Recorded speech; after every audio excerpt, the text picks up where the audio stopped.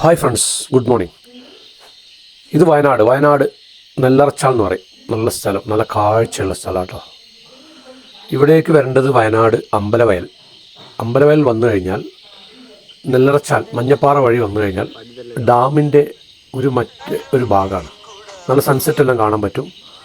അതുപോലത്തെ നല്ല കാഴ്ചയുള്ള സ്ഥലങ്ങൾ വയനാട്ടിലുണ്ട്. അപ്പോൾ ഇത് കാണണമെങ്കിൽ നിങ്ങൾ വരേണ്ടത് വന്നിട്ട് അമ്പലവയൽ വന്നു കഴിഞ്ഞാൽ അവിടെ നിന്ന് അന്വേഷിച്ചാൽ മതി. നെല്ലറച്ചാൽ എവിടെയെന്ന് ചോദിച്ചാൽ ഇവിടെ വന്നു കഴിഞ്ഞാൽ നല്ല വ്യൂ ആണ്.